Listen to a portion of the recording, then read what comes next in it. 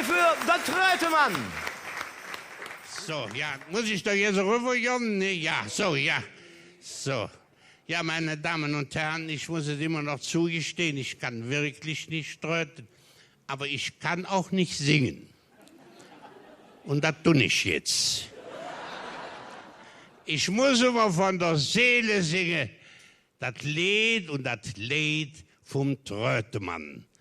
Herr Kapellmeister, das Jom.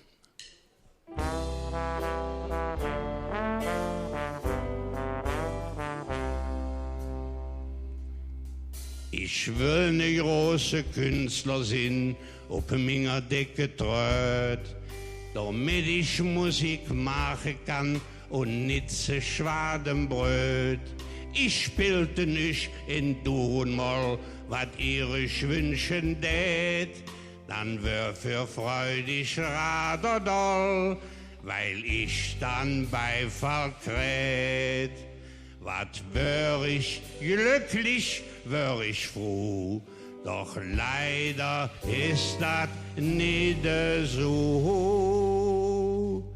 Heile, heile Jens, ich bin der Trötemann, ich spreche viel vom Tröte, obschon ich das nicht kann.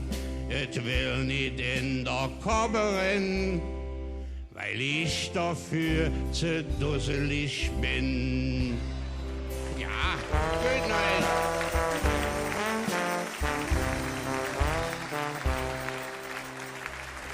Meine Damen und Herren, lief fast Lovensjacke, ihr hattet Zwillerens gehört, ich habe noch Hüke, nix getröt.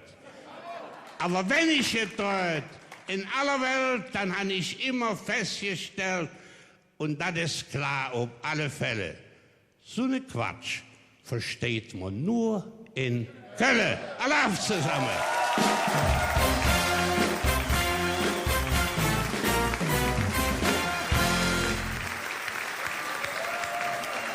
Die Ehrenrampensau 2014 an der Trötemann.